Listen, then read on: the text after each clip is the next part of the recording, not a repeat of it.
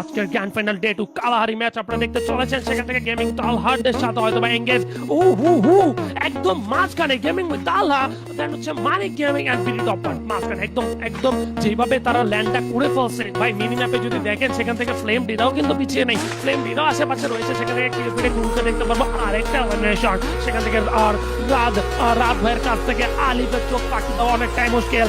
Spot করতে পেরেছে আলিফ, শটটা কারেক্ট করেছিল বাট ডাউনটা সেখান থেকে আসবে না। রাহানের মধ্যে তিনটা প্লেয়ারকে কল করে ফেলবে। নিজেদের পজিশন ধরার চেষ্টা, নিজেদের একটা পারফেক্ট পজিশন ডমিনেশন করার চেষ্টা, সেটা দেখাই যাচ্ছে। বাট সেই ডমিনেশনের নিজের দলটা হারিয়ে যায়। একটা পার্মানেন্ট ব্যাকআপ দরকার। পিছন থেকে যদি মানিক গেমিংদের আক্রমণ হয় অথবা গেমিং তালহাদের আক্রমণ হয় তাহলে কিন্তু বাংলাদেশ টপার একদম মাঝখানে আটকে পড়ে যেতে পারে। এবার বাংলাদেশ টপার এখন সার্কেলটা পেয়ে গিয়েছে, অপোনেন্টের কাছে সার্কেলটা নাই, সেই সুযোগটাই তারা নিতে চাচ্ছে। দেখা যায় 7-7টা এলিমিনেশন, বাট পজিশন হারাতে চলবে না, পজিশন হারালে চলবে না। ফাউন্ডেশন